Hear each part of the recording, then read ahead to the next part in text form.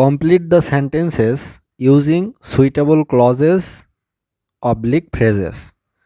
HSC পরীক্ষায় Comilla board 2019 সালে যে কমপ্লিটিং সেন্টেন্সটি এসেছিল সেটির সমাধান এই ভিডিওটিতে করা হবে।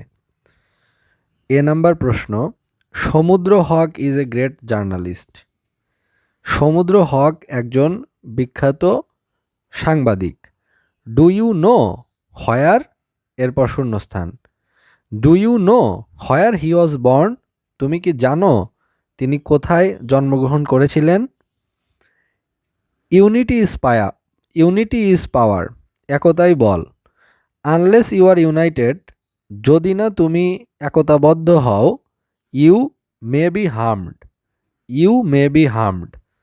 ইউ এর পরে শূন্যস্থান আছে। ইউ মে বি হার্মড অর্থ তোমার ক্ষতি করা হতে পারে। এর অর্থ হচ্ছে যে একতাই হচ্ছে শক্তি বা বল। যদি তুমি একতাবদ্ধ না থাকো তাহলে তোমার সহজেই ক্ষতি করা যেতে পারে। ওয়ার্ক কেয়ারফুলি লেস্ট, এরপরে শূন্যস্থান। Work carefully lest you should fail. Completing সেন্টেন্সের ক্ষেত্রে লেস্ট যুক্ত ক্লজের পরে সাবজেক্টের পর সবসময় শুড ব্যবহৃত হয়। তাহলে ওয়ার্ক কেয়ারফুলি, যত্ন সহকারে কাজ করো। লেস্ট নয়তোবা ইউ শুড ফেইল, তুমি অকৃতকার্য হবে। Sabbir Khan is a quack. Sabbir Khan একজন হাতুড়ে doctor. He behaves as though, তিনি এমনভাবে আচরণ করেন যেন, এরপর শূন্যস্থান। He were an MBBS. Sabbir Khan একজন হাতুড়ে ডাক্তার, তিনি এমন আচরণ করেন যেন তিনি একজন এমবিবিএস ডাক্তার। অ্যাজ দো বা অ্যাজ ইফ থাকলে এর আগের ক্লজের টেন্স যদি প্রেজেন্ট ইনডিফিনিট টেন্স হয়, যেমন এখানে আছে বিহেভস প্রেজেন্ট ইনডিফিনিট টেন্স, তাহলে অ্যাজ ইফ বা অ্যাজ দো এই দুইটি যেন অর্থ প্রকাশ করে এবং এর পরের ক্লজে সাবজেক্টের পরে ওয়ার বসে বা বসে হচ্ছে V2, অর্থাৎ পাস্ট ইনডিফিনিট টেন্স বসে। যদি অ্যাজ ইফ বা অ্যাজ দোর আগে যদি প্রেজেন্ট ইনডিফিনিট টেন্স হয় তাহলে পরের ক্লজটি হয় হচ্ছে পাস্ট ইনডিফিনিট টেন্সে। It is very cold,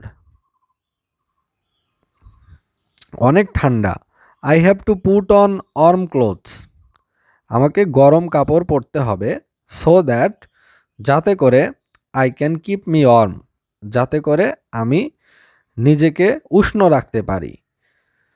so that যুক্ত ক্লজে টেন্স অনুযায়ী ক্যান বা কুড বসে। যেহেতু এখানে হ্যাভ টু অর্থাৎ প্রেজেন্ট টেন্সে আছে, এই জন্য এখানে সো দ্যাটের পরে সাবজেক্টের পরে বসলো ক্যান। যদি এই সো দ্যাটের আগের ক্লজে পাস্ট ইনডিফিনিট বা পাস্ট টেন্স থাকতো তাহলে এখানে সাবজেক্টের পর বসতে হচ্ছে could. F number, could you avoid, তারপর শূন্যস্থান, লাস্টে প্রশ্নবোধক। তাহলে could you avoid quarreling with your neighbours, মানে তুমি কি তোমার প্রতিবেশীদের সাথে ঝগড়া বন্ধ করতে পারো না বা ঝগড়া এড়াতে পারো না।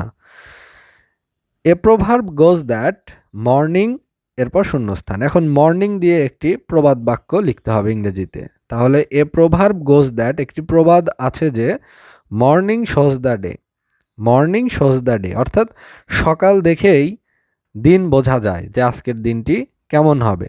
তাহলে এই প্রভাবটি হচ্ছে morning shows the day. H number, Democratic government will provide, এরপর শূন্যস্থান।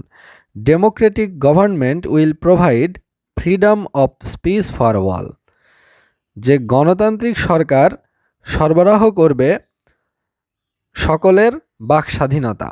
Freedom of speech for all. Let us play in the field, চলো আমরা মাঠে খেলা করি। এরপর শূন্যস্থান আছে। এটি ট্যাগ কোশ্চেনের নিয়মে করা যেতে পারে, শূন্যস্থান পূরণ করা যেতে পারে। যে লেটের পরে আস মানে লেট আস থাকলে ট্যাগ কোশ্চেনের ক্ষেত্রে শ্যালুই বসে এবং লাস্টে প্রশ্নবোধক। তাহলে চলো আমরা মাঠে খেলি, শ্যালুই। যে নাম্বার প্রশ্ন, the bee is one of the busiest insects, যে মৌমাছি হচ্ছে অন্যতম ব্যস্ততম একটি প্রাণী, মানে ব্যস্ততম একটি পতঙ্গ। তাহলে মৌমাছি ব্যস্ততম একটি পতঙ্গ।